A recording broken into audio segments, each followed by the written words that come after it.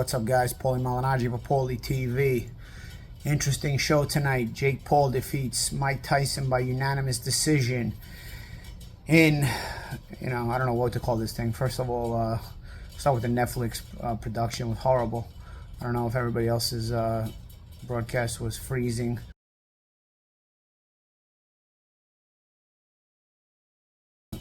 Broadcast was freezing. We had one issue at ProBox TV. We were doing a watch along and it was froze. For the most part, we were okay, but I heard a lot of people had issues with the stream. Netflix should do everybody a favor and stay out of boxing. Hopefully it's a one and done. If FNL, as I used to call them, first and last, they sucked. Card was actually pretty good. The main event wasn't so great, but the card was actually pretty good. I'll get into that in a separate video. For the main event with Tyson and Paul, honestly, very underwhelming fight, but I think that the criticism is more on Jake than Mike. I was worried about Mike's health here, and I was worried about Tyson's, his overall ability at this age to do this. He's a guy that has been really looked up to by many people, especially in my generation personally. My generation, that late 70s, early 80s generation, we were old enough to see him at his very, very best, and it was like almost like a superhero figure, because when you're that age and you're seeing this kind of figure, he has that effect on you. I feel like people that are older than that don't really have that, should at least aren't allowed to have that view, because you're old enough to know reality, But at 7, 8 years old, like I was, like when he fought Spinks, like that, it's a different reality for you, man. It's almost, these people almost take like a superhero perspective of you. People that were born after the late 80s, honestly, and didn't see that era,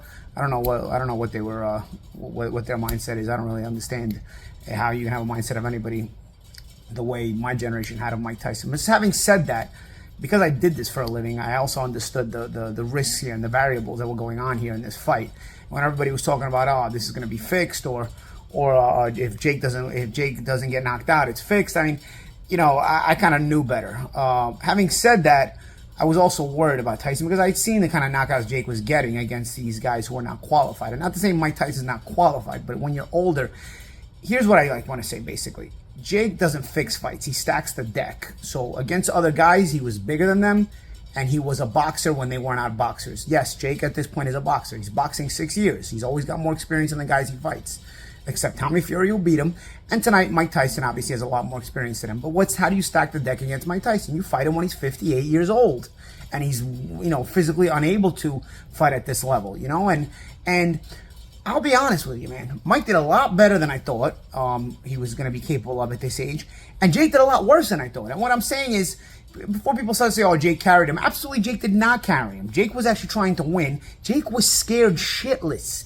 He wouldn't commit to any offense, even when he was throwing his punches. And, there's a way to not commit to any offense and still fight well, okay, even if it might be boring, so to speak.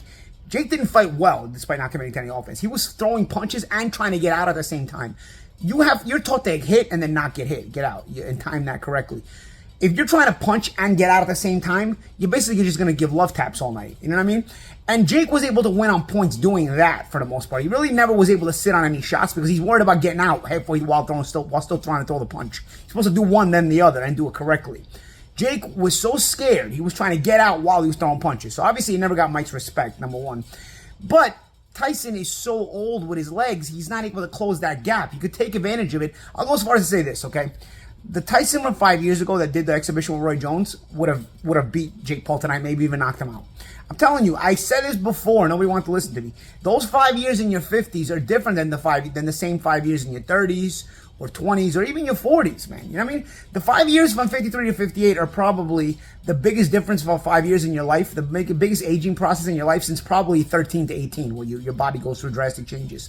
You don't go through that big of a change in a 5-year period again until 53 to 58 like that, man. So, I'm telling you, the Tyson that had the exhibition with Roy Jones 5 years ago would have knocked this dude out. This dude was too scared. The Tyson from 5 years ago was throwing more punches. He was closing the gap fast. He was fighting more consistently in the rounds. Mike just couldn't fight consistently tonight. So that's the only thing that kept him from winning. It was a lot of talk from Jake. The show obviously will go on here. Like I said, he stacks the deck. It's not really that he's setting it up. He just knows how to pick them, or his team must know how to pick them very well. It's not a a setup. You know, people are going to say, oh, well, why didn't Mike Tyson do this or that? Dude, he's 58. You tried. You saw in some spots he made an attempt to close the gap. He just, Jake was able to get out constantly. Jake was able to, have those bouncy legs and get out. Overcommitted to defense, Jake, all the time. Overcommitted to defense so much that even when he was on offense, he was overcommitting to defense, so trying to get out while still throwing punches. And honestly, never got comfortable. At a certain point, you see a guy like Tyson start to slow down just a little bit. You start to get comfortable just a little closer. You close that gap by 6 inches, 8 inches. Just close it just a little bit more to where now you can sit on your punches a little bit harder with a little bit harder shots before getting out. You start to get comfortable. Even with 6 years boxing, because at this point Jake is boxing 6 years, is far from a novice, still could never get comfortable, even against a 58-year-old retired and physically unable Mike Tyson. Well, Mike Tyson gets a lot of credit for the performance tonight. I don't ever want to hear Jake talk about Canelo or any other title fight. Jake could not win a regional state title at this point. I actually think Jake has not improved in the last 2-3 fights. He may have even regressed in the last 2-3 fights. He didn't look so great against Mike Perry. He made a lot of dumb mistakes in that fight.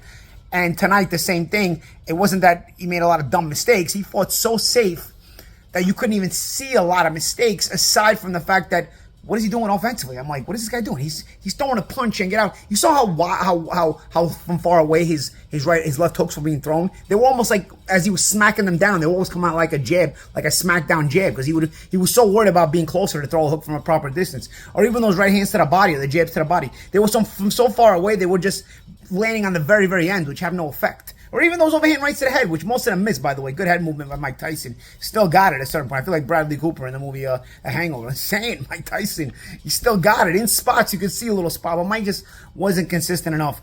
I was happy to see Mike go to distance. He comes out with way more respect than Jake in this fight, honestly.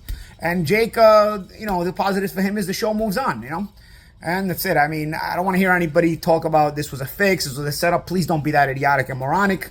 Don't give me that crap, all right? But having said that, Jake probably loses even despite winning here. I know he got a lot of money and the show will go on. I get it. But this was such a bad look for Jake, honestly. And then Mike, honestly, wins despite the loss because, he overperformed in that way and also exposed a lot of the fear Jake has. All that bravery and all that talk about Jake. You imagine, like in Tyson's era and heyday, he won a lot of fights on intimidation, man. Can you imagine Jake fighting an even older Mike Tyson, like a 35-year-old Mike Tyson, who was by heavyweight standards shot, right? He still wouldn't have even made it to the ring. He would have shit his pants. You know what I mean? Like, because Jake tonight fought so safe. He was very, very worried. And then you're wearing 14-ounce gloves, 2-minute rounds. Can you imagine fighting that Mike Tyson? He talked about earlier in the week that he could have competed with Mike Tyson even in his best days. Out of this world trolling. I mean, the borderline ridiculousness. At this point, the lack of ability to relax in a fight like this, to be scared the entire time and never be able to settle in, shows a real lack of improvements from Jake Paul. He's boxing 6 years, guys. 6 years is a long time. I can remember I started boxing in 1997. In 6 years, 2003, I was already an undefeated pro who had about 12, 13 fights, and I was a very good prospect already. I just had hand injuries, but I was a very good prospect. I wasn't making anywhere near the money Jake is making, but that doesn't even matter at this point. We're talking about strictly from a boxing perspective. Jake is going to keep trolling the world, guys. Still think he does well for boxing in a lot of other ways, but really a shame here, and with the lack of improvements, the lack of the way he looked tonight.